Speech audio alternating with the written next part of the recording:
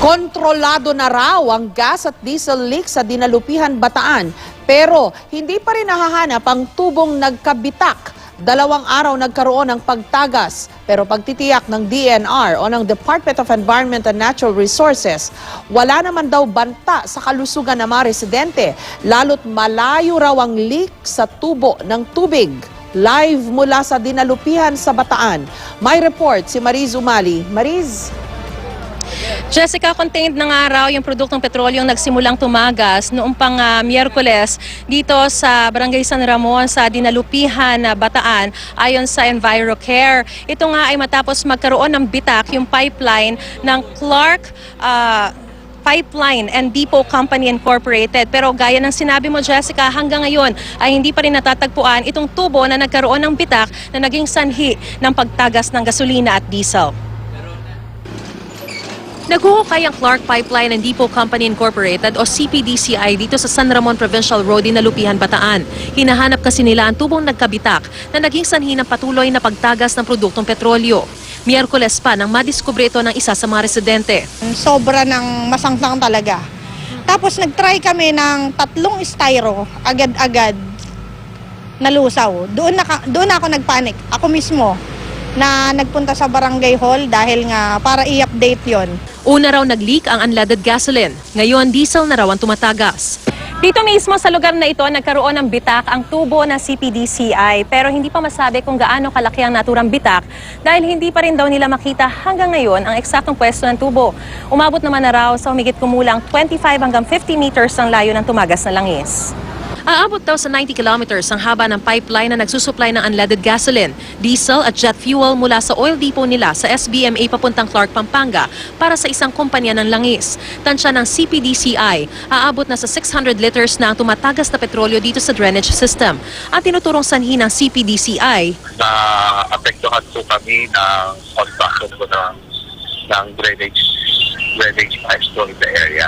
We are currently focused on towards fixing the leak and ensuring that we minimize any impact on the area po. And rest assured, ma'am, na wala po tayo contamination sa mga water supply pipes. Malayo po tayo sa water supply pipes naman po ng Dinalupihan and malayo rin po tayo sa groundwater po ng Dinalupihan. Pero sabi ng Dinalupihan MDRRMO, hindi pa tayo totally positive kung tama nga yung sinabi niya. Possibility niya kasi matanda na yung piping na yan eh. During the Navy days ng Subic Bay, ginagamit na yan. Sabi ng Environment Management Bureau ng DENR Region 3, wala pa naman daw seryosong banta sa kalusugan ng tao ang gas at diesel leak. Malayo pa raw ito sa mga tubo ng tubig na dumidiretso sa mga gripo ng mga residente. May mga no smoking sign at may naka-standby na fire truck bilang pag-iingat. Pero ang siguradong apektado, may soil contamination na tayo. Yung surface water, kasi nga kahapon, nung nag-response tayo is meron ng contact ang fuel at saka water. Dumaloy na po siya sa drainage canal. Kaya lang po naagapan naman po natin, naglagay tayo ng mga spill boom, may mga spill pads at saka mga sandbags para ma-prevent natin ang pagdaloy ng contaminated na yung langis papunta sa kailugan. Jessica, ngayong gabi ay nagsimula ng i-extract ng EnviroCare ang kontaminadong tubig dito sa Barangay San Ramon para tuluyan ng mahanap ang nagkabitak na tubo. Ayon kay Ariel Entico, CEO and General Manager ng EnviroCare Management Precision Incorporated, isa sa ilalim ito sa laboratory analysis. Samantala, Jessica, inaasahan naman ng Dinalupihan Municipal Disaster Risk Reduction and Management Office na aabutin pa ng 1 linggo bago tuluyang maayos yung nagkabitak na pipeline, Pero ayon sa opisyal na pahayag ng Clark Pipeline and Depot Company Incorporated, ay tinatarget na lamang nila na abutin na lamang ng 24 oras ang kanilang pagsasaayos dito sa pipeline na ito, lalo pat may good development na raw sila sa kung saan nagmula ang leak. Under control na rin daw nila ang sitwasyon at sinigurong ginagawa nilang lahat para mapigilan ang bantang hatid ng naturang pagtagas. Hiniling na rin daw, Jessica, ng CPDCI sa DPWH na itigil na muna pansamantala yung isinasagawa nilang konstruksyon dito sa lugar. Jessica? Akala ko ba since day one, Marie, sinasabi na nila na under control na yan at 100 liters lang naman yung tumagas. Abay, pang ilang araw na ito, hindi pa rin pala nila nahahanap kung saan yung tumagas na langis, kung saan nagmula.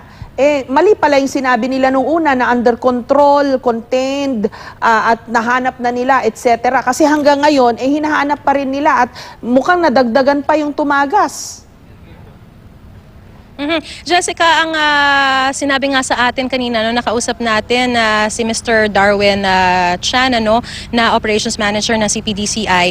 Actually, yung sinabi nila sa atin, contained na. Pero pagdating ko naman dito sa mismong area, ay hindi pa pala. At ngayong gabi lang kinonfirm ng EnviroCare na talagang contained na yung produktong petrolyo.